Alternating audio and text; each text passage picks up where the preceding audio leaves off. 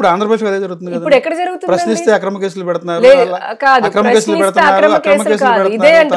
YCP వాళ్ళ social media పేరుతో ఎవరన్నా మీరు చేస్తున్నటువంటి సూపర్ 6 పథకాలకు సంబంధించి పథకాల గురించి ప్రశ్నిస్తే అక్రమ కేసులు పెట్టట్లేదా?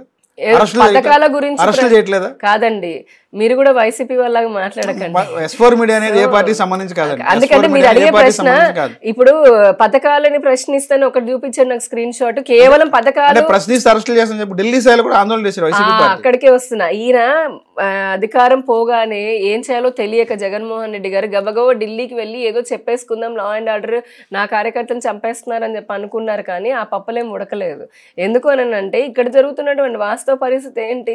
అప్పటికి ఈ రోజుకి మీరు చూడండి, పోలీస్ వ్యవస్థలో చాలా మంది ఇంకా కూడా వైసీపీకి ఉడిగం చేస్తూ బానిసల్లాగా ఉన్నటువంటి అధికారులు కొంతమంది ఉన్నారు, అందరూ అనట్లేదు. అలానే ఐఏఎస్లో కూడా ఉన్నారు, కింద స్థాయి వరకు కూడా ఉన్నారు. వారందరూ కూడా పనిగట్టుకొని ప్రభుత్వం పైన రాగానే కొన్ని కుట్రలు చేయాలని ప్రయత్నం చేశారు, డీస్టెబిలైజ్ చేయాలని ప్రయత్నం చేశారు. ఉన్నారు, దాంట్లో తప్పేముంది? ఎంతమంది చేశారు?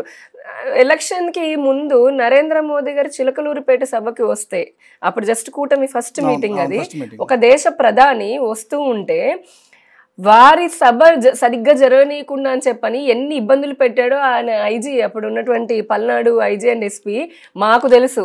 మా రాష్ట్ర అధ్యక్షురాలు పురంధరేశ్వరి గారి పేరు లిస్ట్ లో డయాస్ పైన ఉంటే ఆవిడని పంపించకుండా 3 గంటలు నించోబెట్టారు కింద, మాకు బొకే కూడా ఇవ్వకుండా. అలానే మమ్మల్ని అందరినీ 2-3 కిలోమీటర్లు నడిపించారు. ఏది పేర్లు మేము డయాస్ పైన, నేను కూడా రిసీవింగ్ పేర్లు ఉన్నప్పుడు హెలికాప్టర్ దగ్గర. అలాంటి చేసినటువంటి వ్యక్తులు ఇంకా చాలా ఉన్నాయి. ఇలా చెప్తే అధికారులు ఇప్పుడు కొంత భయం అన్నదో, అంటే వారు బాగా మరి ఏదో ఒక కారణంతో అలాగా వారికి తొత్తుల్లాగా మారారు.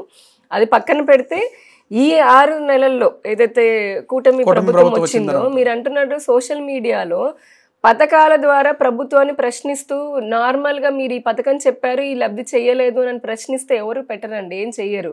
అలా కాకుండా ఫోటోలు మార్ఫింగ్ చేసి మహిళా మంత్రులని, ఎమ్మెల్యేలని, మాలాంటి వాళ్ళతో సహా మీకు ఇప్పటికీ చూపిస్తాను.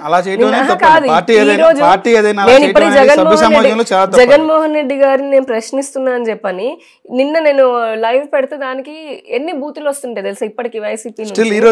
నేను మీకు చూపిస్తాను ఒకటి, ఇక్కడే నేను లైవ్ లో అది